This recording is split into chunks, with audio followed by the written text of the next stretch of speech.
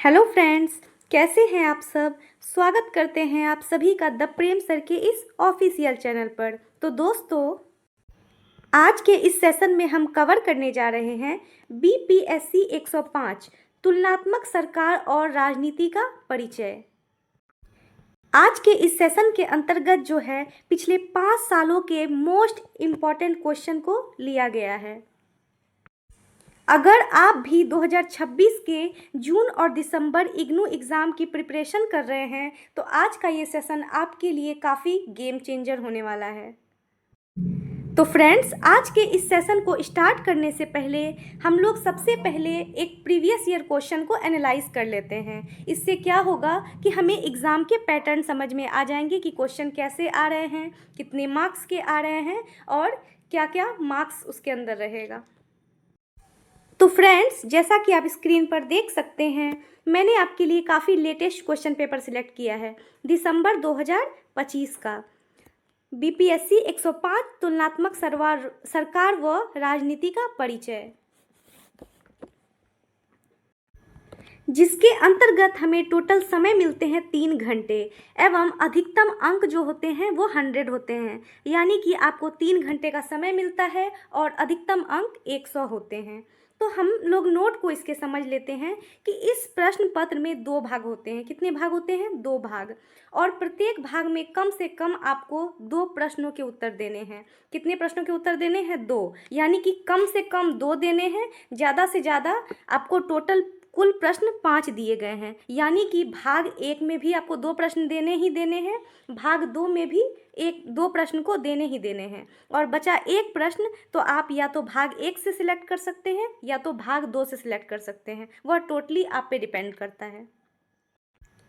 और आपको शब्द सीमा 400 शब्दों में रखनी है। यानी कि आपको 400 शब्दों के अंतर्गत प्रश्नों के उत्तर देने हैं और प्रत्येक प्रश्न के लिए आपको 20 अंक दिए जाएंगे। यानी कि आप जितने भी प्रश्न सॉल्व करेंगे उसके लिए आपको 20 मार्क्स मिलेंगे।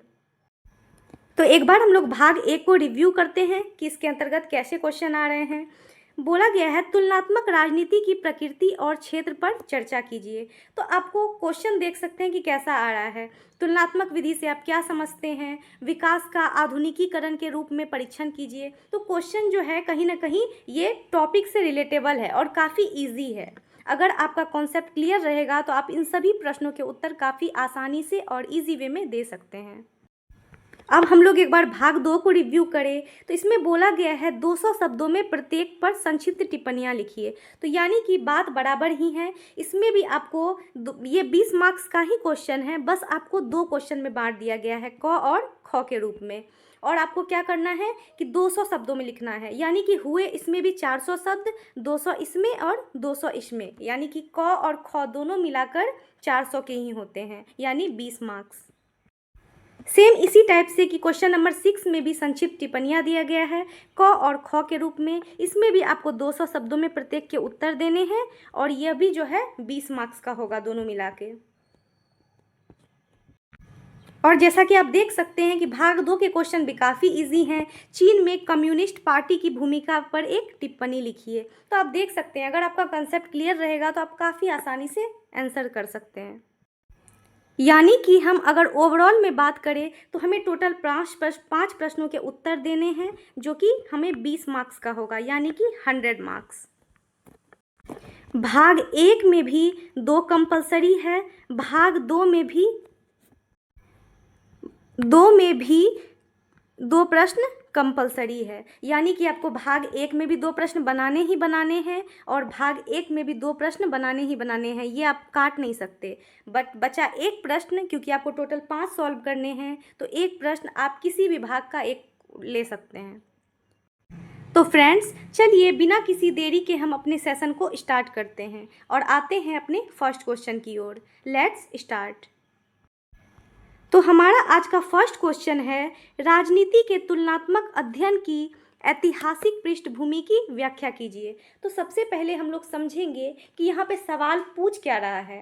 तो यह सवाल हमसे पूछ रहा है कि अलग अलग देशों की राजनीति और सरकारों की आपस में तुलना करने का इतिहास क्या है। यह काम कब और कैसे शुरू हुआ? तो हमें क्या जानना है कि इसके हिस्टोरिकल बैकग्राउंड को समझना है और यह जो है काम कब हुआ, कब से शुरू हुआ, ये हम लोग को पता करना है। तो चलिए इस प्रश्न के उत्तर को देखते हैं।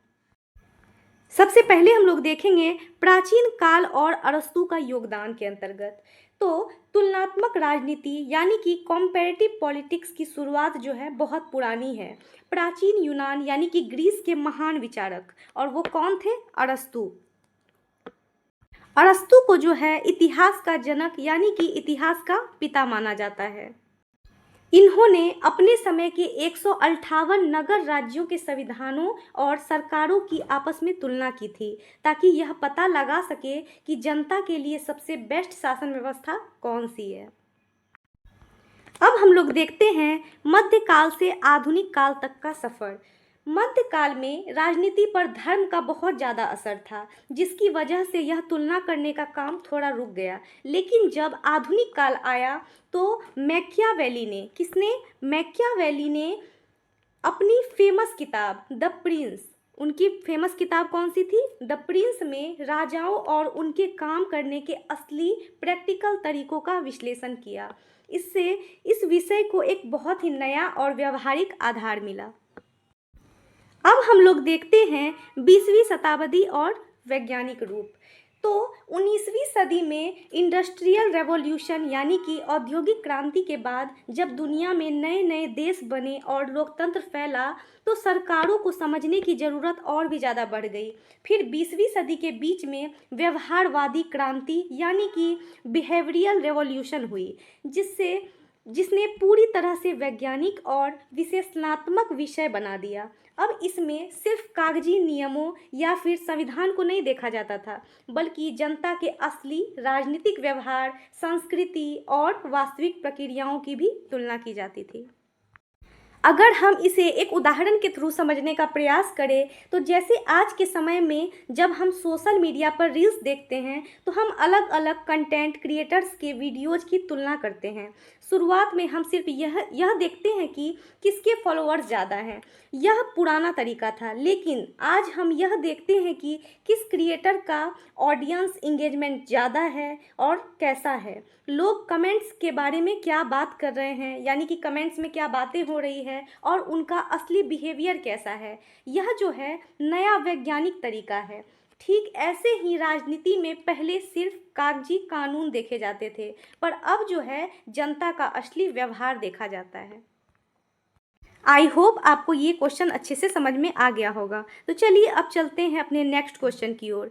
देखते हैं क्वेश्चन नंबर 2 को। औपनिवेशीकरण प्रक्रिया पर चर्चा कीजिए। यह सवाल हमसे पूछ रहा है कि गुलाम देशों को बड़े और अमीर देशों के चंगुल से आज़ादी कैसे मिली और इसकी पूरी दुनिया पर क्या असर पड़ा। तो चलिए हम लोग सबसे पहले इसको सरल अर्थ और परिभाषा में देखते हैं। औपनिवेशीकरण यानी कि डिकोलोनाइजेशन, वह जो है एक ऐतिहासिक प्रक्रिया है। क्या है? औपनिवेशीकरण जो है एक ऐतिहासिक प्रक्रिया है। इसका सीधा मतलब है वह ऐतिहासिक प्रोसेस जिसके जरिए गुलाम देशों ने शक्तिशाली और अमीर देशों के कंट्रोल से पूरी तरह आज़ादी पाई। इसके बाद वे दुनिया के नक्शे पर स्वतंत्र और संप्रभु राष्ट्रों के रूप में सामने आए। यह प्रोसेस जो है मुख्य रूप से 20वीं सदी में, खासकर सेकेंड वर्ल्ड वार यानी कि 1945। कब? सेकेंड वर्ल्ड वार यानी कि द्वितीय विश्व युद्ध 1945 के बाद पूरी दुनिया में तेजी से फैला। अब हम लोग देखते हैं इसके अंतर्गत आज़ादी मिलने के प्रमुख कारण को। आज़ादी मिलने के पीछे सबसे बड़ा कारण गुलाम देशों जैसे कि हमारा भारत, इंडोनेशिया, घाना, अल्जीरिया में चल रहे राष्ट्रीय आंदोलन और खुद के फैसले खुद लेने की भावना थी।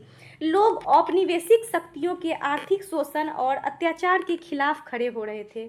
इसके साथ ही सेकेंड वर्ल्ड वार के बाद यूरोपीय शक्तियां जैसे कि ब्रिटेन और फ्रांस मिलिट्री और पैसे के मामले में बहुत कमज़ोर हो चुकी थी, जिससे क्या हुआ, उनके लिए दूर बैठे गुलाम देशों को संभालना काफ़ी ज़्यादा मुश्किल हो गया था। अब हम लोग देखते हैं विश्व राजनीति पर प्रभाव। तो इस प्रक्रिया में क्या हुआ था, ग्लोबल पॉलिटिक्स की पूरी तरह ग्लोबल पॉलिटिक्स को जो है पूरी तरह बदल दिया गया था। एशिया और अफ्रीका में स्वतंत्रता आंदोलनों के कारण बहुत नए देशों का जन्म हुआ। इससे शीत युद्ध यानी कि कोल्ड वार की राजनीति को प्रभावित किया और इंटरनेशनल लेवल पर शक्ति संतुलन यानी कि बैलेंस ऑफ पावर को पूरी तरह से बदल कर रख दिया। तो इसे भी हम लोग एक रियल लाइफ एग्जाम्पल के साथ समझने का प्रयास करते हैं। मान लीजिए कॉलेज के स्टूडेंट्स का एक बहुत बड़ा व्हाट्सएप ग्रुप है जिस पर किसी एक सीनियर ने ज़बरदस्ती कब्जा कर रखा था और वो अपनी मर्जी के रूल्स चलाता था। लेकिन धीरे धीरे सभी स्टूडेंट को गुस्सा आया, उन्होंने अपना अलग ग्रुप बनाने की मांग की यानी कि राष्ट्रीय आंदोलन किया उन्होंने। उधर जो है सीनियर का खुद का एग्ज़ाम आ गया और वह पढ़ाई के स्ट्रेस में कमज़ोर पड़ गया, यानी कि नतीजा यह सामने आया कि सबने अपना स्वतंत्र ग्रुप बना लिया और सीनियर का कंट्रोल खत्म हो गया। यही जो है विऔपनिवेशीकरण है यानी कि डिकोलोनाइजेशन है। अब हम लोग आते हैं अपने नेक्स्ट क्वेश्चन नंबर 3 की ओर।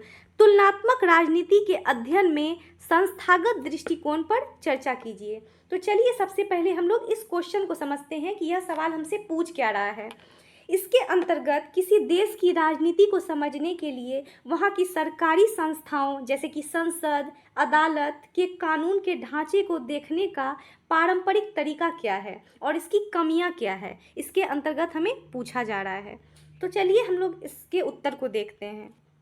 तो सबसे पहले हम लोग बात करेंगे दृष्टिकोण का परिचय पर। तुलनात्मक राजनीति को समझने के लिए संस्थागत दृष्टिकोण यानी कि इंस्टीट्यूशनल अप्रोच एक बहुत ही पुराना और पारंपरिक तरीका है। इस नज़रिए के अनुसार अगर आपको किसी भी देश की पॉलिटिकल सिस्टम को समझना है तो आपको वहाँ की ऑफिशियल और कानूनी संस्थाओं का व्यवस्थित अध्ययन करना होगा। क्या करना होगा कि आपको जो है वहाँ की ऑफिशियल और कानूनी जो संस्थाएं हैं उसको काफ़ी डीपली एनालाइज करना होगा, उसका व्यवस्थित अध्ययन करना होगा। तो अब हम लोग देखते हैं अध्ययन के मुख्य विषय को। इसके अंदर जो है किसी भी देश के कानूनी ढांचे जैसे कि संविधान, कॉन्स्टिट्यूशन, संसद, विधायिका या उसके बाद है कार्यपालिका यानी कि प्रधानमंत्री या फिर राष्ट्रपति, एवं न्यायपालिका यानी कि अदालतें, राजनीतिक दल और चुनाव प्रणाली की आपस में तुलना की जाती है।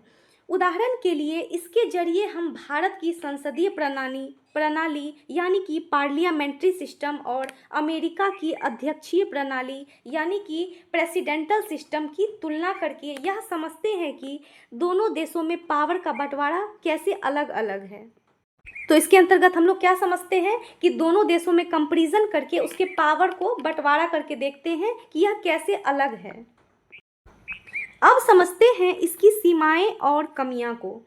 इस नज़रिए की सबसे बड़ी कमी यह है कि मुख्य रूप से वर्णनात्मक यानी कि डिस्क्रिप्टिव होता है, यानी यह सिर्फ कागज़ पर लिखे नियमों और ढांचों पर ध्यान देता है। यह समाज में काम करने वाली अनौपचारिक यानी कि इनफॉर्मल चीज़ें जैसे कि जनता की राय, दबाव समूह यानी कि प्रेशर ग्रुप्स, जाति धर्म का प्रभाव और नेताओं के असली बिहेवियर को बिल्कुल छोड़ देता है।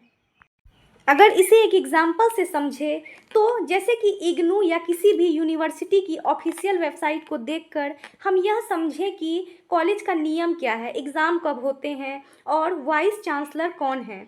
यह हो गया संस्थागत दृष्टिकोण जो सिर्फ ऑफिशियल और कागजी बातों को देखता है। लेकिन कॉलेज के अंदर असली माहौल क्या है, स्टूडेंट असाइनमेंट सबमिट करने और स्ट्रेस को कैसे हैंडल करते हैं और स्टूडेंट्स के ग्रुप कैसे काम करते हैं, यह बातें जो है वेबसाइट पर नहीं मिलती। यही दृष्टिकोण की कमी है। इस दृष्टिकोण की कमी क्या है, यही कि वह जो है बातें जो है जो मेन बात है वह किताबी में या फिर किसी फाइल में नहीं मिलती है, वह स्टूडेंट के बीच जाने पर काफ़ी वर्णनात्मक तौर पे देखने पे पता चलता है। अब आते हैं नेक्स्ट क्वेश्चन नंबर 4 की ओर। तुलनात्मक राजनीति के अध्ययन के लिए राजनीतिक अर्थव्यवस्था दृष्टिकोण और इसकी प्रासंगिकता की जांच कीजिए। तो चलिए सबसे पहले इसकी डिमांड को समझते हैं।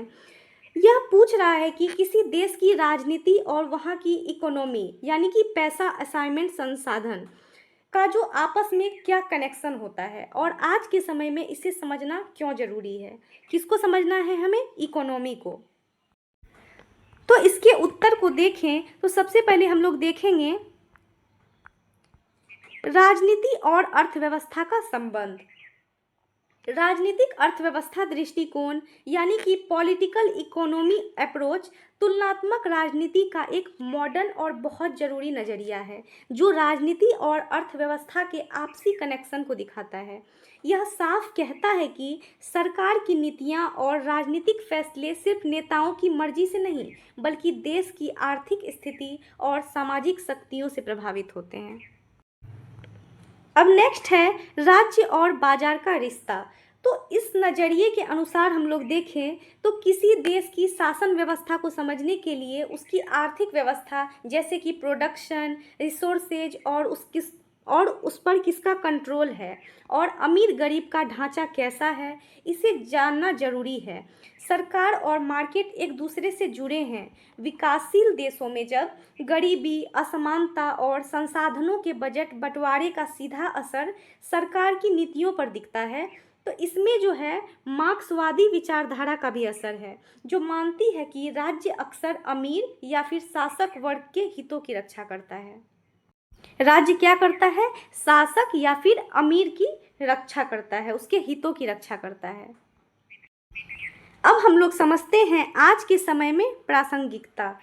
आज के ग्लोबलाइजेशन यानी कि वैश्वीकरण, प्राइवेटाइजेशन जिसे निजीकरण कहते हैं और लिबरलाइजेशन यानी कि उदारीकरण, क्या क्या है? वैश्वीकरण, निजीकरण और उदारीकरण। आज के दौर में इनकी वैल्यू काफ़ी बढ़ गई है। अब जो है वर्ल्ड बैंक, कौन सा बैंक? वर्ल्ड बैंक यानी कि विश्व बैंक एवं IMF जैसी इंटरनेशनल संस्थाएं भी विकासशील देशों की राजनीति और नीतियों को गहराई से प्रभावित करती है। जैसे कि इसे हम लोग एक स्ट्रेस और बजट एग्जाम्पल से समझते हैं। स्टूडेंट के मंथली बजट के स्ट्रेस से समझें तो एक स्टूडेंट के जीवन में वो कौन सा कोर्स खरीदेगा, रूम का रेंट कैसे देगा, या फिर वह पढ़ाई के लिए ऑनलाइन सब्सक्रिप्शन लेगा या फिर नहीं लेगा, यह उसके राजनीतिक या फिर व्यक्तिगत फैसले हैं। यह पूरी तरह इस बात पर डिपेंड करता है कि उसके घर की आर्थिक स्थिति यानी कि इकोनॉमी कैसी है और उसे कितनी पॉकेट मनी मिल रही है, यानी कि पैसे का सीधा कनेक्शन आपके फैसलों से है। यही जो है पॉलिटिकल इकोनॉमी है। अब देखते हैं नेक्स्ट क्वेश्चन नंबर 5 को। समाजवादी राज्यों के सामने आने वाले प्रमुख मुद्दों और चुनौतियों का आलोचनात्मक परीक्षण कीजिए। तो सबसे पहले इसके डिमांड को समझते हैं। जिन देशों ने सब कुछ सरकारी कंट्रोल में रखकर समानता लाने की कोशिश की यानी कि समाजवादी राज्य, उन्हें असल जिंदगी में किन बड़ी दिक्कतों और चुनौतियों का सामना करना पड़ा। तो इसके अंतर्गत हम लोग सबसे पहले देखेंगे समाजवादी व्यवस्था का उद्देश्य। समाजवादी राज्यों को बनाने का मुख्य मकसद यह था कि समाज में पूरी तरह से समानता, सोशल जस्टिस और संसाधनों का बराबर बंटवारा हो। इसमें देश के सभी संसाधनों और फैक्ट्रियों पर सरकार का पूरा कंट्रोल होता है, लेकिन जब इसे असलियत में लागू किया जाता है तो कई गंभीर समस्याएं सामने आई। तो हम लोग आर्थिक और प्रशासनिक चुनौतियां को देख लेते हैं। सबसे बड़ी दिक्कत यह आई कि आर्थिक कार्यकुशलता की कमी हो गई। किसकी कमी हो गई? आर्थिक कार्यकुशलता की, यानी आर्थिक दक्षता की कमी, लैक ऑफ इकोनॉमिक एफिशिएंसी। सब कुछ सरकारी हो जाने के कारण मार्केट में कोई कंपटीशन यानी कि प्रतिस्पर्धा नहीं बचा, जिससे नई चीज़ें खोजने की रफ्तार धीमी पड़ गई और देश का आर्थिक विकास रुक सा गया। और दूसरी बड़ी समस्या को देखें तो है अत्यधिक केंद्रीकरण यानी कि एक्सेसिव सेंट्रलाइजेशन, यानी सारी पावर कुछ गिने चुने बड़े नेताओं के हाथ में आ गई और आम जनता की भागीदारी कम हो गई। इससे नौकरशाही का दबदबा बढ़ा और भ्रष्टाचार फैला और सरकारी फैसले में बहुत देरी होने लग गई। अब हम लोग देखेंगे व्यक्तिगत स्वतंत्रता का अभाव।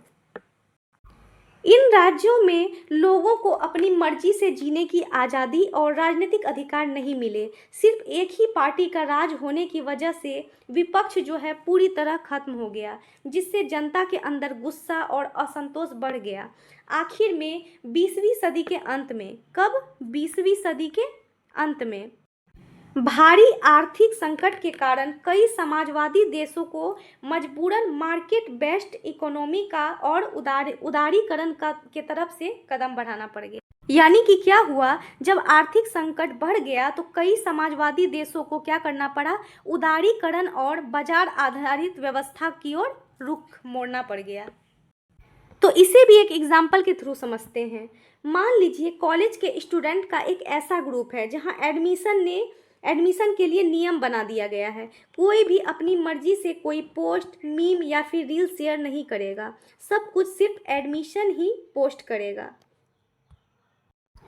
तो इसे हम एक उदाहरण के थ्रू समझते हैं। मान लीजिए कॉलेज के स्टूडेंट का एक ऐसा ग्रुप है जहां एडमिन ने नियम बना दिया कि कोई भी अपना मर्जी से कोई पोस्ट, मीम या फिर रील शेयर नहीं करेगा। सब कुछ सिर्फ एडमिन ही पोस्ट कर सकता है ताकि सब बराबर रहे।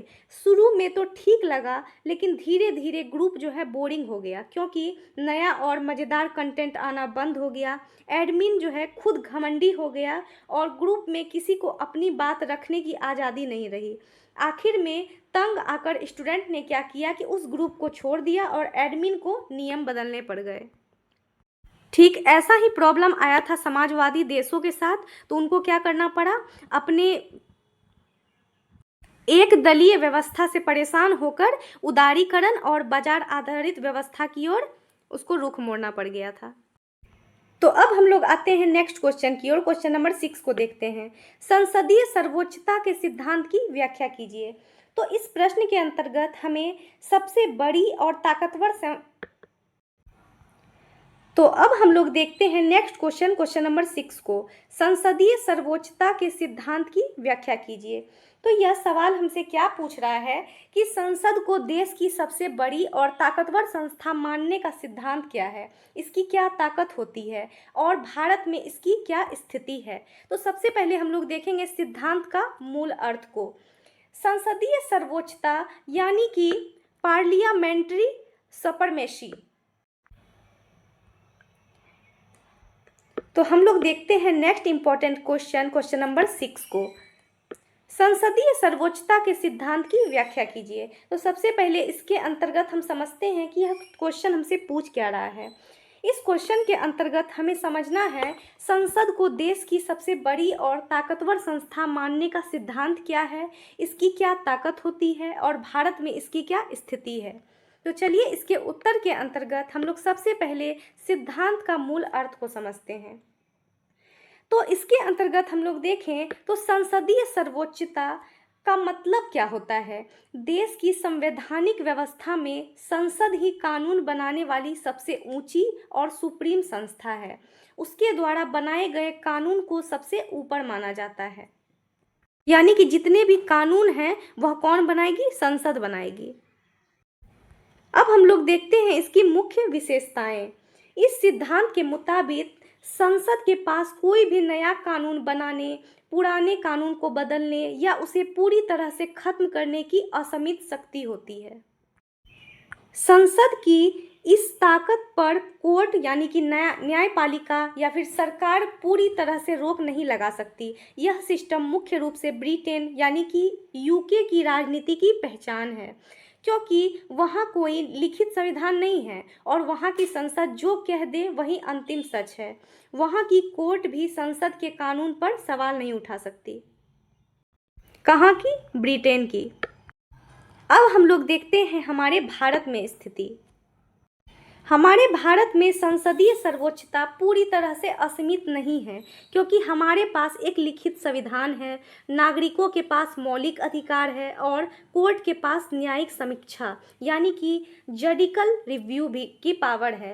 लेकिन फिर भी यह सिद्धांत लोकतांत्रिक सिस्टम को लचीला बनाता है और जनता के चुने हुए प्रतिनिधियों यानी कि सांसदों की भूमिका को मजबूत रखता है। अब आते हैं नेक्स्ट क्वेश्चन की ओर। प्रणाली दृष्टिकोण की विशेषता की व्याख्या कीजिए।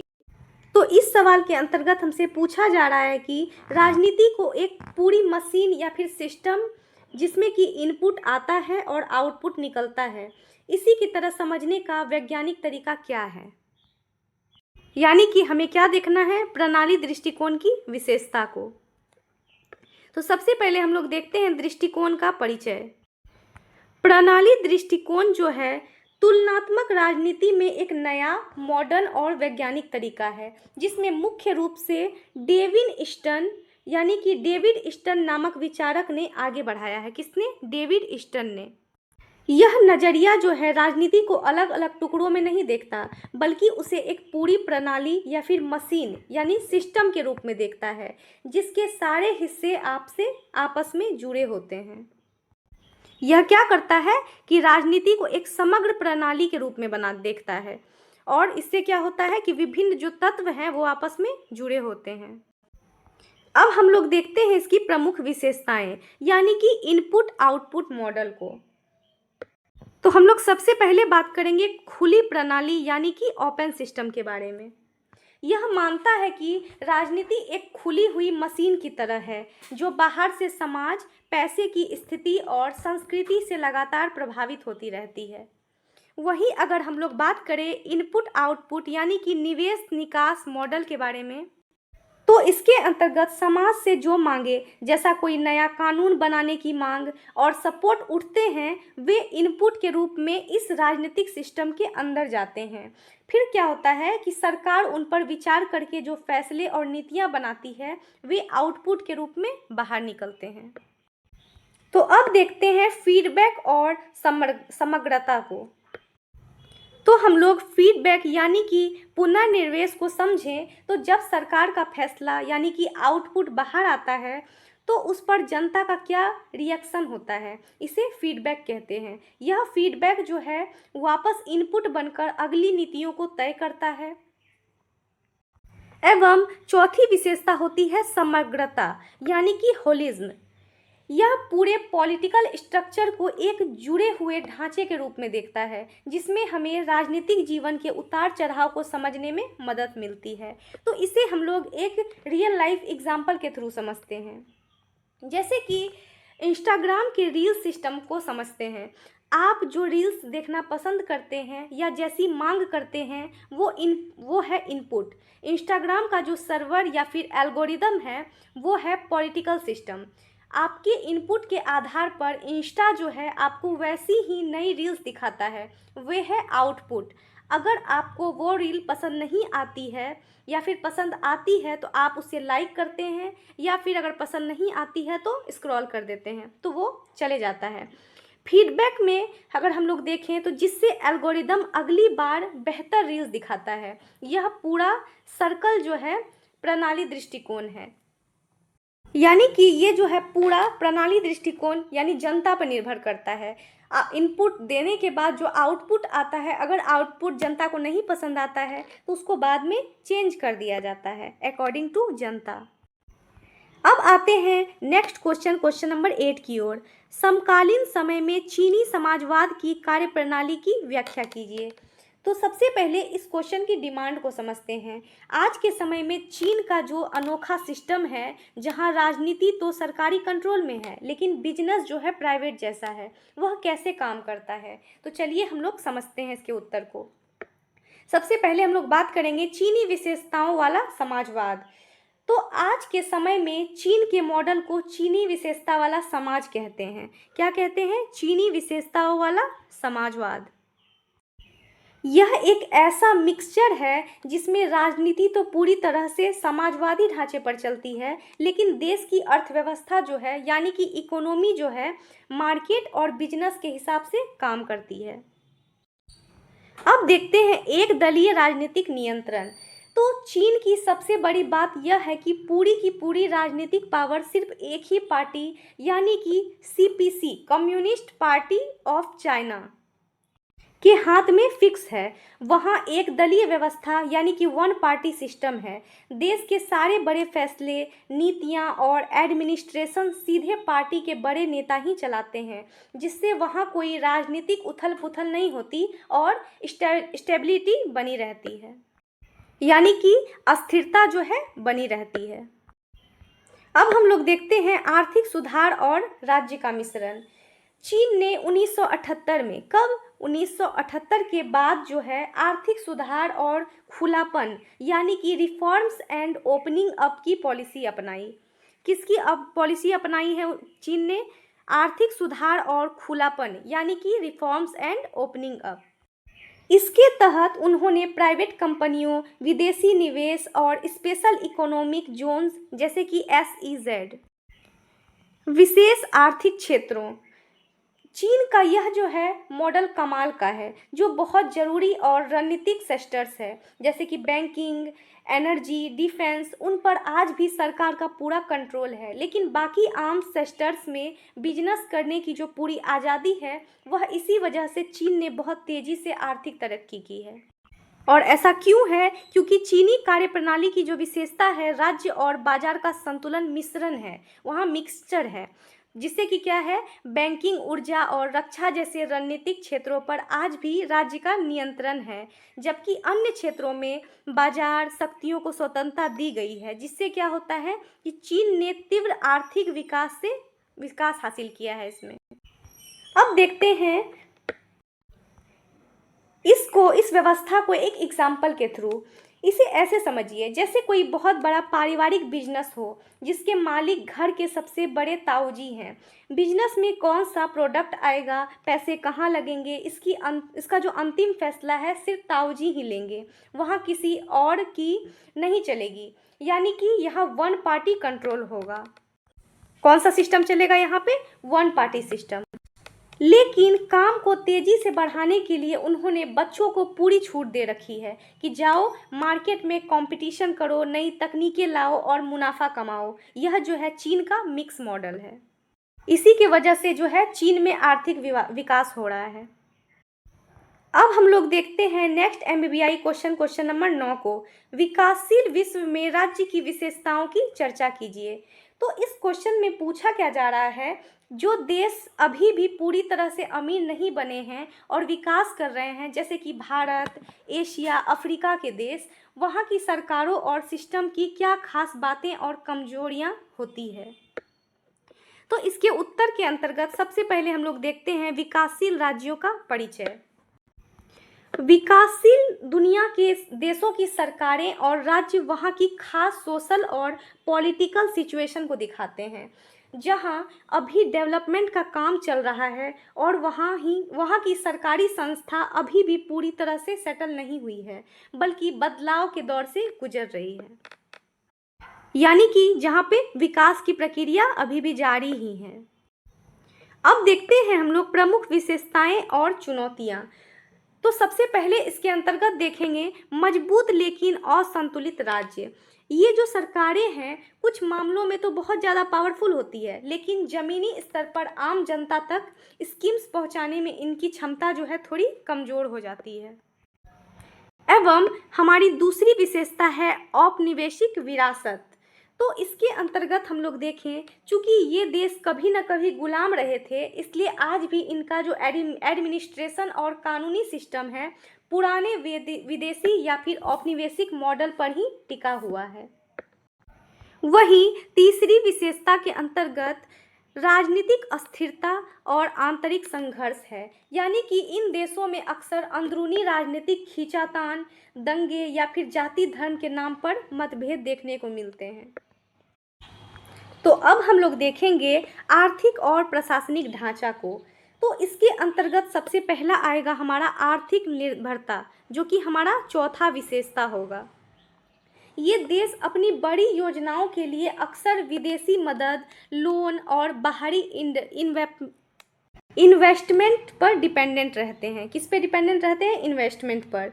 वहीं अगर हम लोग पांचवा की बात करें, पांचवा विशेषता है हमारा नौकरशाही का दबदबा।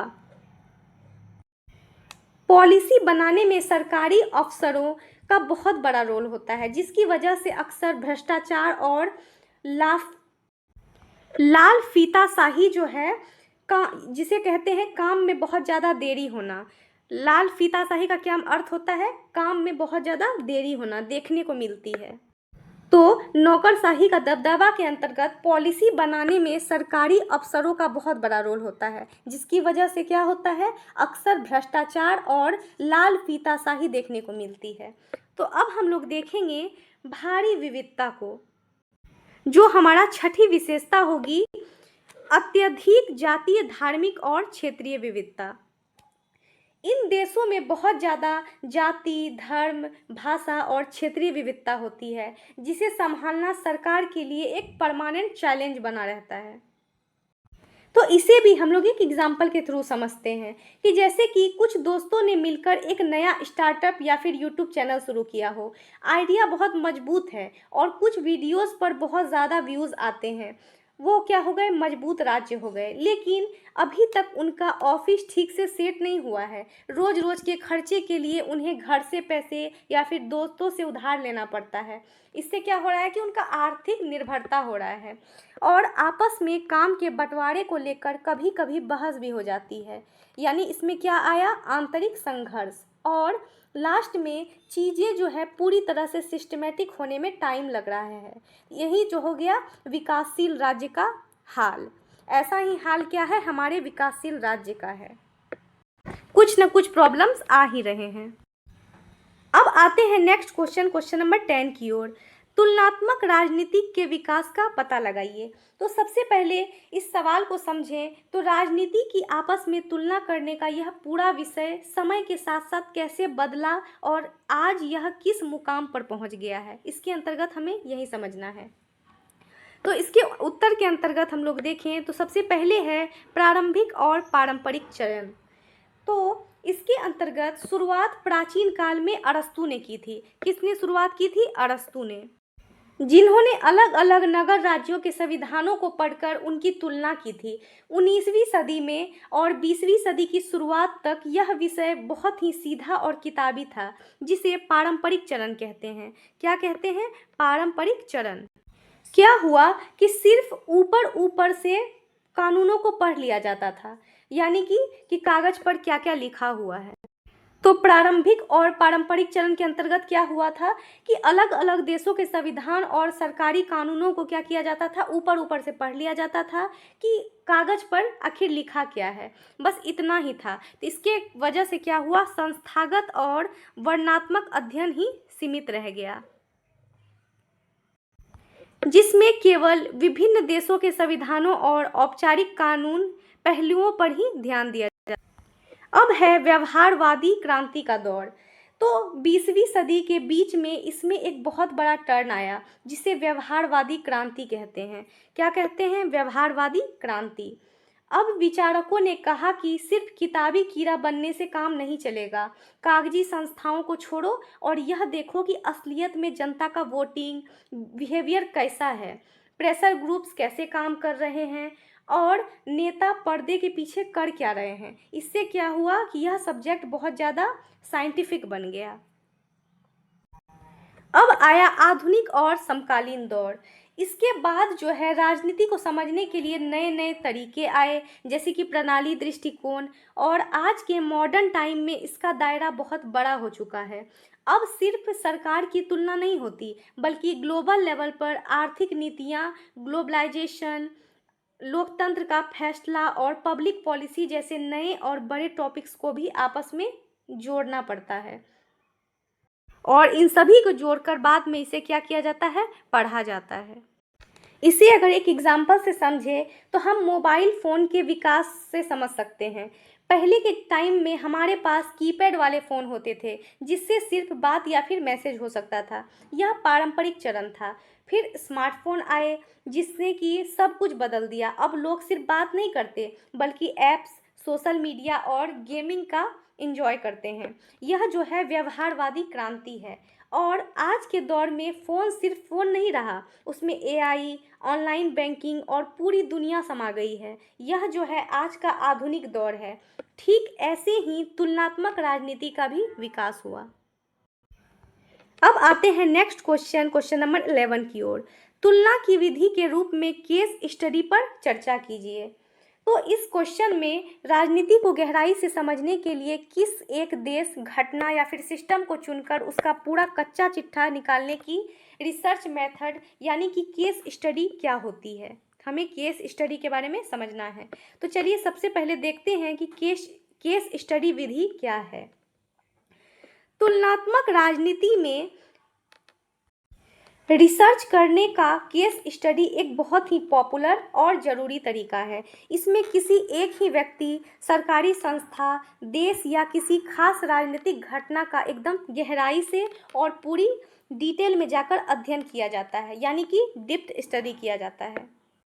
एवं इसका मेन टारगेट क्या होता है? विस्तृत अध्ययन, यानी कि उनका मेन मकसद, मेन टारगेट यह होता है कि मामले को इतनी अच्छी तरीके से समझ लिया जाए कि हम कोई बड़ा और जनरल निष्कर्ष निकाल सकें। अब देखते हैं हम लोग कार्यप्रणाली और विशेषता को। तो इस तरीके में रिसर्च करने वाला इंसान उस चुनी हुई घटना या देश के इतिहास, उसके ढांचे और उसके काम करने के तरीके का पूरा पोस्टमार्टम करता है। यानी कि इस विधि में शोधकर्ता जो है किसी एक केस के सभी पहलुओं, जैसे कि उसकी ऐतिहासिक पृष्ठभूमि, संरचना और कार्यप्रणाली का विश्लेषण करता है। उदाहरण के लिए हम लोग पूरी दुनिया को न देखकर सिर्फ भारत की संसदीय व्यवस्था या फिर चीन की कम्युनिस्ट व्यवस्था को एक सिंगल केस मानकर उसकी पूरी रिसर्च कर सकते हैं। यह तरीका गुणात्मक होता है, यानी कि यह नंबर से ज़्यादा उनकी गहराई और क्वालिटी पर ध्यान देता है। अब देखते हैं इसके लाभों को, यानी कि इसके क्या क्या लाभ हैं।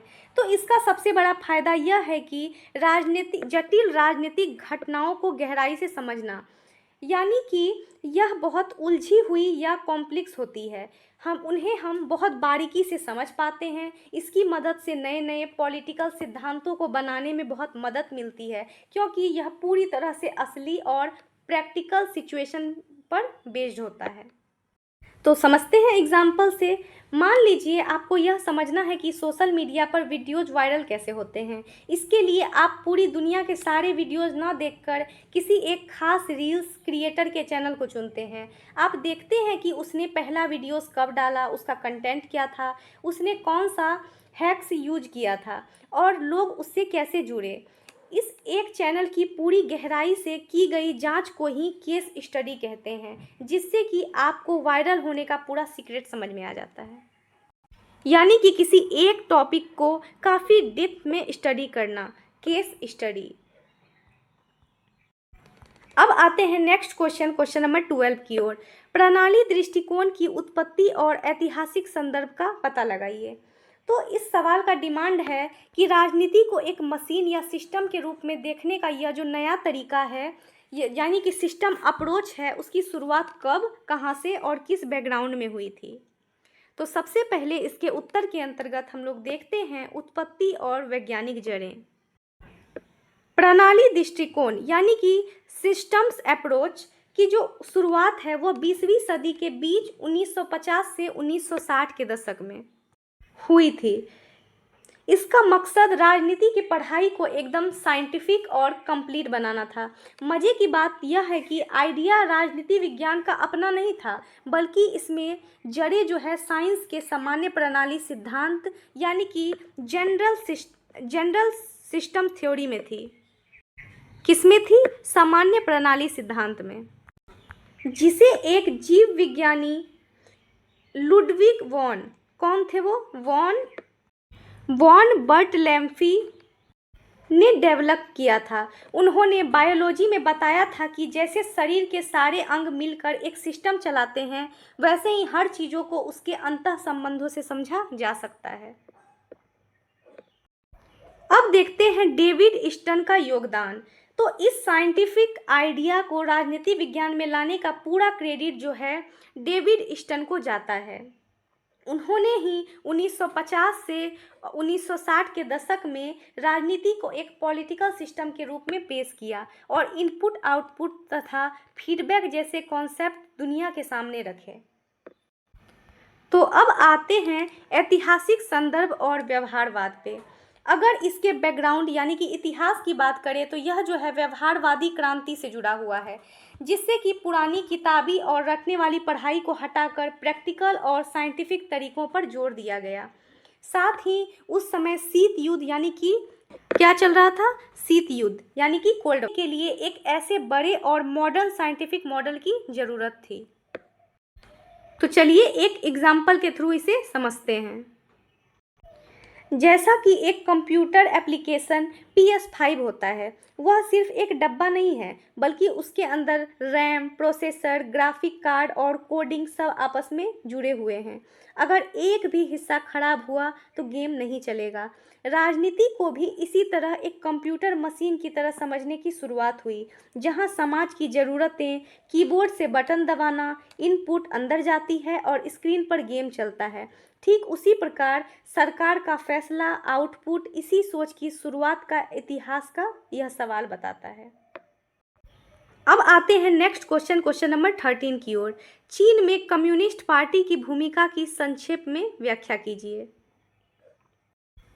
यह सवाल पूछ रहा है कि चीन के पूरे सिस्टम में वहाँ की इकलौती पार्टी कम्युनिस्ट पार्टी यानी कि CSP जो है, उसका कितना दबदबा है और वह देश को कैसे कंट्रोल करती है। तो चलिए इसके आंसर के अंतर्गत सबसे पहले देखते हैं सत्ता का मुख्य केंद्र को। चीन में कम्युनिस्ट पार्टी ऑफ चाइना यानी कि CSP वहाँ के पॉलिटिकल और संवैधानिक सिस्टम की रीढ़ की हड्डी है। चीन एक दलीय राज्य यानी कि वन पार्टी स्टेट्स है, जिसका मतलब है कि वहाँ का पावर का सिर्फ एक ही सेंटर है, कम्युनिस्ट पार्टी, और वही पूरे देश की सरकार और सिस्टम को चलाती है। चीन के संविधान में भी साफ साफ लिखा है कि पार्टी का लीडरशिप ही उनकी समाजवादी व्यवस्था का सबसे मूल सिद्धांत है। तो अब है नीति निर्माण और संस्थाओं पर नियंत्रण। तो वहाँ की सरकार, उनकी संसद, जिसे नेशनल पीपल्स कांग्रेस कहते हैं, क्या कहते हैं, नेशनल पीपल्स कांग्रेस, पूरा एडमिनिस्ट्रेशन और कोर्ट जो है, इन सब पार्टी का बहुत बड़ा कड़ा और अंतिम कंट्रोल होता था। देश की जितनी भी बड़ी और इंटरनेशनल नीतियां हैं, जैसे कि देश का विकास कैसे होगा, विदेश नीति क्या होगी, सिक्योरिटी क्या होगी, वे सब पार्टी के बड़े नेता ही बंद कमरे में तय करते हैं। सबसे बड़ी बात, चीन की जो सेना है, पीपल्स लिबरेशन आर्मी यानी कि PLA, ये जो है वहाँ की सरकार नहीं बल्कि सीधे कम्युनिस्ट पार्टी के अंडर काम करती है। कौन काम करती है, पीपल्स लिबरेशन आर्मी यानी PLA। तो अब देखते हैं सामाजिक और वैचारिक नियंत्रण को। तो पार्टी सिर्फ सरकार पर ही नहीं बल्कि वहाँ के मीडिया, स्कूल, कॉलेज की पढ़ाई और सोशल मीडिया यानी कि प्रचार माध्यमों पर भी पूरा कंट्रोल करती है, ताकि पूरे देश में उनकी सोच यानी कि विचारधारा बनी रहे और उनको भी उनके खिलाफ आवाज़ ना उठाना पड़ सके। इस तरह कम्युनिस्ट पार्टी ही चीन की सबसे ताकतवर व्यवस्था है, ताकतवर संस्था है, जो पूरी देश को एक ही धागे में बांध कर रखती है। तो इसे भी एक व्हाट्सएप ग्रुप के उदाहरण से समझते हैं कि जिसके जैसे मान लीजिए एक व्हाट्सएप ग्रुप में एडमिन जो है, ग्रुप की सेटिंग में only admin can send message लगा हुआ है, यानी कि ये क्या हुआ, एक दलीय राज्य हुआ, क्योंकि इसमें only admin can send message लगा हुआ है। तो ग्रुप में क्या बात होगी, कौन रहेगा, कौन रिमूव होगा, यह सब जो है सिर्फ वही एडमिन तय करता है। कोई दूसरा मेंबर अपनी मर्जी से कोई नियम नहीं बदल सकता और ना ही एडमिन के खिलाफ बोल सकता है। ठीक इसी प्रकार चीन में जो कम्युनिस्ट पार्टी है यानी कि CSP है, उसकी भी जो भूमिका है वह बिल्कुल इसी प्रकार सुपर पावरफुल एडमिन जैसी है। तो फ्रेंड्स, अभी तक हमने 13 MBBI लॉन्ग क्वेश्चंस को किया है। अब बारी आती है संक्षिप्त टिप्पणियों की। तो फ्रेंड्स, इससे पहले मैं आपको बता दूं, अगर आप इस नोट्स को परचेज़ करना चाहते हैं तो हमारे वीडियो के डिस्क्रिप्शन में आपको व्हाट्सअप नंबर मिल जाएगा, आप उस पर मैसेज करके PDF परचेज़ कर सकते हैं। यह काफ़ी अफोर्डेबल प्राइस में आपको मिल जाएगा, क्योंकि अगर आप इस वीडियो को लिसन कर लेते हैं और उसके बाद इस नोट्स को अच्छे से रिवाइज कर लेते हैं तो आपके एग्ज़ाम की प्रिपरेशन 100% कंप्लीट हो जाएगी और नो डाउट आप एग्ज़ाम अच्छे से क्लैरिफाई कर लेंगे। तो आते हैं हमारा फर्स्ट क्वेश्चन संक्षिप्त टिप्पणियों के अंतर्गत। निर्भरता का विचार यानी कि डिपेंडेंसी थ्योरी। यह सिद्धांत समझाता है कि विकासशील या गरीब देश हमेशा आर्थिक रूप से पीछे क्यों रह जाते हैं। तो चलिए इसे डीप में समझते हैं। तो जैसा कि हमने बताया कि यह सिद्धांत क्या समझाता है कि विकासशील देश जो है आर्थिक रूप से हमेशा पिछड़े क्यों रह जाते हैं। तो 1960 से 1970 के दशक में आए इस सिद्धांत के मुताबिक दुनिया का आर्थिक व्यवस्था बहुत ही अनफेयर था, यानी कि असमान था, और यह दो भागों में बटी है। पहला कि केंद्र यानी कि कोर, जिसमें अमीर और विकसित देश आते हैं, और दूसरा है परिधि। दूसरा कौन सा है? परिधि। पहला कोर है और दूसरा परिधि है। और परिधि के अंतर्गत गरीब और विकासशील देश आते हैं। अमीर देश इन गरीब देशों की कीमती संसाधनों, कच्चे माल और सस्ते मजदूरों का जमकर शोषण करते हैं, जिससे गरीब देश हमेशा के लिए उन पर डिपेंडेंट हो जाते हैं। और आज के ज़माने में नव उपनिवेशवाद कहा जा सकता है जिसे, यानी कि आज के समय में इस स्थिति को क्या कहा जा सकता है? नव उपनिवेशवाद। जैसे कि कोई बड़ा ब्रांडेड शोरूम यानी कि अमीर देश किसी लोकल कारीगर यानी कि गरीब देश से बहुत सस्ते में कपड़े बनवाता है और उस पर अपना टैग लगाकर हज़ारों में बेचता है, जिससे क्या होता है कि कारीगर हमेशा गरीब और उस ब्रांड पर निर्भर रहता है। अब देखते हैं नेक्स्ट इम्पॉर्टेंट क्वेश्चन, उदार लोकतंत्र का विचार को। तो सबसे पहले हम लोग उदार लोकतंत्र का विचार को समझ लेते हैं। यह एक ऐसा राजनीतिक विचार है जो इंसानी आज़ादी, बराबर और कानून के राज पर टिका होता है। तो जॉन लॉक और J.S. मिल जैसे बड़े विचारकों ने इस सोच को आगे बढ़ाया। इसकी सबसे बड़ी खासियत यह है कि इसमें असली पावर देश की आम जनता के हाथ में होती है, जो टाइम टू टाइम होने वाले निष्पक्ष चुनाव के जरिए अपनी नेताओं को चुनती है। इसमें नागरिकों को अपनी बात कहने यानी कि अभिव्यक्ति की स्वतंत्रता होती है। क्या होती है? अभिव्यक्ति की स्वतंत्रता होती है, और कोई भी धर्म मानने जैसे कि फंडामेंटल राइट्स मिलते हैं, और कानून के सामने सब बराबर होते हैं। तो इसमें क्या होती है? नागरिकों को अभिव्यक्ति और धर्म की स्वतंत्रता जैसे मौलिक अधिकार भी प्राप्त होती है, और कानून के समक्ष सभी नागरिकों को पूरी तरह से समान माना जाता है। जैसे कि हमारे देश में चुनाव के समय हम अपनी मर्जी से किसी भी पार्टी को वोट देते हैं और सोशल मीडिया पर बिना डरे अपनी बात रखते हैं। यही उदार लोकतंत्र की जो है खूबसूरती है। अब देखते हैं नेक्स्ट MBBI क्वेश्चन नंबर 3 को। चीन में साम्यवादी पार्टी का उदय। तो यह बताता है कि चीन में आज तो कम्युनिस्ट पार्टी इतनी पावरफुल है, उसकी शुरुआत और जीत कैसे हुई।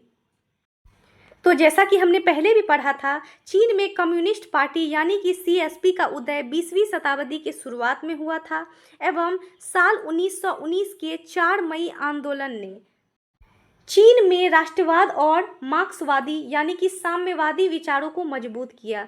जिसके बाद क्या हुआ, 1921 में संघाई में इस पार्टी की स्थापना हुई। तो 1921 में संघाई में क्या हुई? कम्युनिस्ट पार्टी की स्थापना हो गई।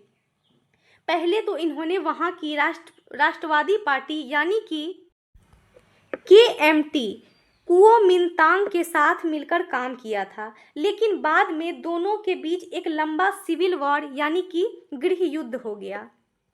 तो गृह युद्ध होने के कारण आखिरकार युद्ध छिड़ गया, और एक लंबे संघर्ष के बाद 1949 में माओ से तुंग के नेतृत्व में कम्युनिस्ट पार्टी की जीत हुई और चीन में जनवादी गणराज्य यानी कि PRC की स्थापना हुई।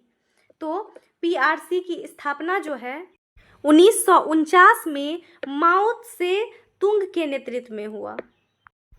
जैसे कि कॉलेज में दो बड़े स्टूडेंट्स यूनियन के बीच जो है सालों तक वर्चस्व की लड़ाई चले, और अंत में एक ग्रुप पूरी तरह से जीत जाए और पूरे कॉलेज के सारे फैसले अकेले लेने लगे, यानी कि वो विन हो जाए और उसका एक अपना वैल्यू हो जाए। तो चलिए अब चलते हैं नेक्स्ट MBBI क्वेश्चन नंबर 4 की ओर। नाइजीरिया संघवाद। नाइजीरिया जो है संघवाद की एक ऐसी राजनीतिक व्यवस्था है जिसका मुख्य उद्देश्य देश की भारी जातीय, धार्मिक और क्षेत्रीय विविधता को संतुलित करना है।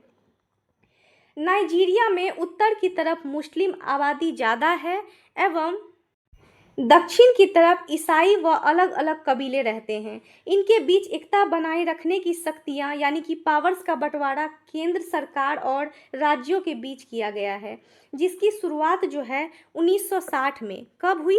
1960 में ब्रिटिश गुलामी से आज़ादी मिलने के बाद हुई।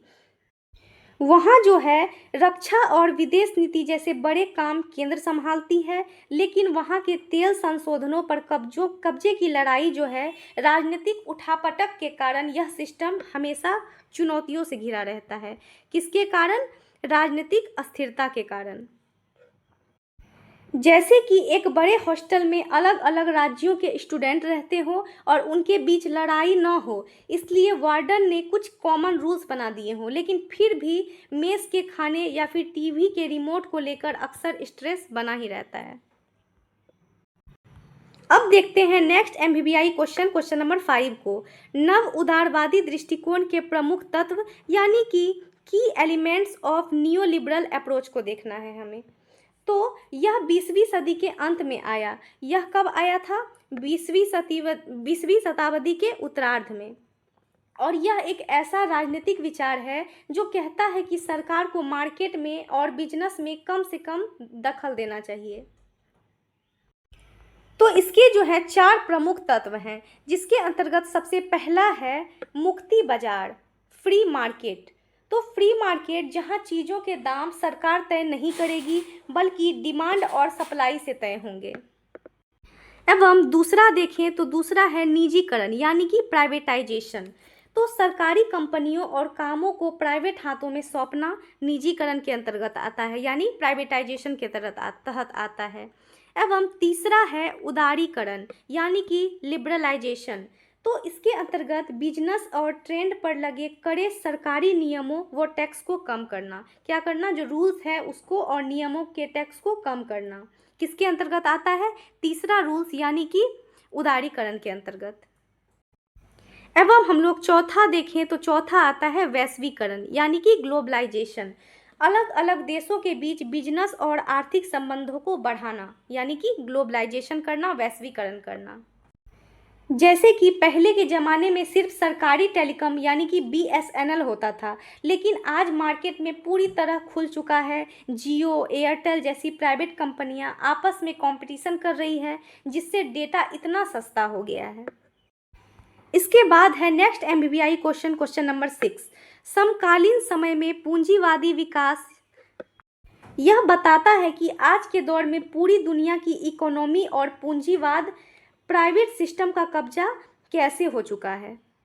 तो आज का जो पूंजीवाद है पूरी तरह से ग्लोबलाइजेशन, उदारीकरण और नई टेक्नोलॉजी जैसे कि AI, इंटरनेट से चल रहा है। इसमें बड़ी बड़ी मल्टीनेशनल कंपनियां जैसे कि MNCs पूरे ग्लोबल मार्केट को कंट्रोल करती है, जिनका मेन मकसद सिर्फ और सिर्फ ज़्यादा से ज़्यादा प्रॉफिट कमाना है। और इस व्यवस्था में फैक्ट्रियों और प्रोडक्शन पर प्राइवेट सेक्टर का पूरा कंट्रोल होता है और सरकार का काम सिर्फ एक अंपायर या फिर रेगुलेटर, नियम बनाने वाली एजेंसी जैसा होता है, जो बस यही देखती है कि मार्केट ठीक से चले। जैसे कि एक एग्जांपल को देखें तो आज हमें अमेजन, मिंत्रा या फिर मीशो जैसी बड़ी कंपनियों से घर बैठे कुछ भी मंगा लेते हैं। ये जो प्राइवेट कंपनियां हैं पूरी दुनिया में फैली है और इनका मेन टारगेट क्या है? मुनाफा कमाना एवं कस्टमर्स को अट्रैक्ट करना। यानी कि समकालीन पूंजीवाद में राज्य की भूमिका सीधे उत्पादन में न होकर केवल एक नियामक यानी कि रेगुलेटरी एजेंसी के रूप में सीमित हो चुकी थी। तो बाजार को जो सुचारू रूप चलाने के नियम बनाती है, जो क्या करती है? बाजार को सुचारू रूप से, रेगुलर रूप से चलाने का नियम बनाती है, रूल्स बनाती है। अब देखते हैं नेक्स्ट MBBI क्वेश्चन नंबर 7 को। ब्राजीलियाई संघवाद की संरचना। तो इसके अंतर्गत हम लोग देखें, यह जो है ब्राज़ील देश का एक बहुत ही अनोखा और बहुस्तरीय यानी कि 3 स्तर वाला सरकारी ढांचा है। 1988 में संविधान द्वारा इसे बनाया गया था। किसके द्वारा स्थापित किया गया था? 1988 में संविधान के द्वारा। इसकी जो है सबसे अनोखी बात यह है कि यह जो है हमारे यहाँ तक पावर्स का बंटवारा सिर्फ केंद्र और राज्य सरकार के बीच नहीं है, बल्कि वहाँ की नगर पालिकाओं को भी संविधान के जरिए पूरी आज़ादी दी गई है। वहाँ केंद्र सरकार डिफेंस और नेशनल इकोनॉमी देखती है, राज्य सरकारें शिक्षा और सुरक्षा संभालती है और नगर पालिकाएं लोकल एडमिनिस्ट्रेशन चलाती है, जिसे सहयोगात्मक संघवाद यानी कि कोऑपरेटिव फेडरलिज्म कहते हैं। हालांकि पैसों के मामले में केंद्र ही ज़्यादा पावरफुल है, तो इसे अगर हम लोग एक एग्जाम्पल के थ्रू समझे तो इसे जो है हम लोग 3 लेयर मैनेजमेंट की तरह समझ सकते हैं। जैसे किसी बड़े कॉलेज फेस्ट में एक मेन कमेंट्री यानी कि केंद्र हो, फिर अलग अलग डिपार्टमेंट्स के हेड्स हो यानी कि राज्य, और ज़मीनी स्तर पर काम करने वाले वॉलेंटियर्स जिसे कि हम लोग नगर पालिका हो, तो तीनों ओर अपने अपने काम की पूरी आज़ादी होगी। यानी केंद्र का आज़ादी अलग होगा, राज्य का आज़ादी अलग होगा और नगर पालिका का आज़ादी अलग होगा। अब है नेक्स्ट इम्पॉर्टेंट प्रश्न, अल्प विकास और निर्भरता। तो अल्प विकास और निर्भरता, यह दोनों आइडियाज यह बताते हैं कि विकासशील देश आर्थिक रूप से इतने पिछड़े और विकासशील देश हैं जो लाचार क्यों रह जा रहे हैं। तो सबसे पहले हम लोग देखते हैं अल्प विकास यानी कि अंडर डेवलपमेंट का अर्थ। यह सिर्फ यह नहीं कि कोई देश गरीब है, बल्कि यह एक मजबूरी वाली स्थिति है जहां देश के पास अच्छे रिसोर्सेज, टेक्नोलॉजी और पैसे की कमी होती है, जिसमें वो रेस में पीछे छूट जाता है। और निर्भरता सिद्धांत कहता है, तो निर्भरता सिद्धांत क्या कहता है कि इस गरीबी का कारण जो है इन देशों की खुद की गलती नहीं है, बल्कि दुनिया का जो इंटरनेशनल मार्केट का ढांचा है वो अमीर देशों के फायदे के लिए बना है। इसलिए ये देश अपनी तकनीक और विदेशी निवेश के लिए हमेशा अमीर देशों के आगे हाथ फैलाने को मजबूर रहते हैं। जैसे कि गांव का एक छोटा किसान जिसके पास नई मशीनें यानी कि टेक्नोलॉजी खरीदने का पैसा नहीं है, इसलिए वह खेती के लिए हमेशा शहर के बड़े साहूकार से लोन लेने और उसी पर डिपेंडेंट रहने के लिए मजबूर है। अब आते हैं नेक्स्ट एमबीबीआई क्वेश्चन नंबर 9 को देखते हैं, पूंजीवाद की आलोचना के रूप में समाजवाद। तो यह टॉपिक बताता है कि पूंजीवाद में फैली कमियों और अमीर गरीब की खाई के विरोध में समाजवाद का जन्म कैसे हुआ। तो पूंजीवाद की सबसे बड़ी कमी यह है कि इसमें देश के संसाधनों पर कुछ अमीर प्राइवेट लोगों का कब्जा होता है, जिसमें वे मजदूरों का शोषण करते हैं और अमीर और गरीब रह जाता है, यानी कि अमीर रह जाता है और गरीब रह जाता है। इसी के विरोध में एक कड़े विकल्प के रूप में समाजवाद यानी कि समाजवाद का उदय हुआ। तो समाजवाद यह मांग करता है कि देश की सभी बड़ी संपत्तियों, जमीनों और फैक्ट्रियों पर सरकार या पूरे समाज का कंट्रोल होना चाहिए, ताकि हर किसी को बराबरी का हक, रोटी, कपड़ा, मकान और सोशल जस्टिस मिले। जैसे कि अगर हम लोग एक एग्जाम्पल को देखें तो किसी ग्रुप प्रोजेक्ट में सारा काम सब कुछ जो है स्टूडेंट्स करें, लेकिन क्रेडिट और मार्क्स सिर्फ उस ग्रुप लीडर को मिले जो अमीर या फिर चालाक है। यह पूंजीवाद की कमी है। इसके खिलाफ जब सब स्टूडेंट आवाज़ उठाते हैं तो मार्क्स को सबको बराबर मिलने चाहिए, क्योंकि मेहनत सबकी है। वही जो है समाजवाद की सोच है।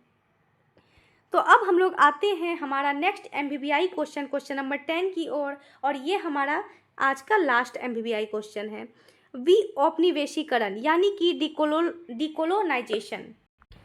यह वही गौरवशाली ऐतिहासिक प्रोसेस है जिसके जरिए एशिया, अफ्रीका और लैटिन अमेरिका के देशों ने बड़े बड़े यूरोपीय देशों की गुलामी की जंजीरों को तोड़ा था। जैसे कि यह प्रोसेस जो है सेकंड वर्ल्ड वार यानी कि द्वितीय विश्व युद्ध के बाद बहुत ज़्यादा तेज़ हो गई, क्योंकि युद्ध की मार झेलने के बाद ब्रिटेन और फ्रांस जैसे देश बहुत कमज़ोर हो चुके थे। और दूसरी तरफ क्या हुआ कि गुलाम देशों में आज़ादी की मांग और राष्ट्रीय आंदोलन अपने चरम पर थी, यानी कि अपने पीक पर थी। फिर क्या हुआ कि हमारे भारत, घाना और अल्जीरिया जैसे देशों ने बहुत कड़ा संघर्ष करके आज़ादी पाई। और इसका असली मकसद सिर्फ नेताओं को कुर्सी पर बैठाना नहीं था, बल्कि देश की खाई हुई आर्थिक सामाजिक आज़ादी को वापस बहाल करना था। यानी कि अपनी आर्थिक और सामाजिक स्वायत्ता को दोबारा बहाल करना, उसको दोबारा लाना। एज ए एग्ज़ाम्पल हम समझें तो सालों के मानसिक स्ट्रेस और किसी के दबाव में रहने के बाद कोई स्टूडेंट हिम्मत जुटाकर अपने सारे फैसले खुद लेने का फैसला करे और अपनी ज़िंदगी को अपने तरीके से जीना शुरू कर दे। यही जो है असल मायने में विऔपनिवेशीकरण है, जैसा कि हमारे भारत, घाना और अल्जीरिया जैसे देशों के साथ भी हुआ। अब वह खुद पे डिपेंडेंट होना चाहते हैं, सेल्फ इंडिपेंडेंट होना चाहते हैं, किसी के अंडर में नहीं रहना चाहते। वह जो है अपनी आर्थिक और सामाजिक स्वायत्ता को दोबारा हासिल करना चाहते हैं, दोबारा बहाल करना चाहते हैं। तो फ्रेंड्स, फाइनली हमारा आज का सेशन कंप्लीट होने जा रहा है।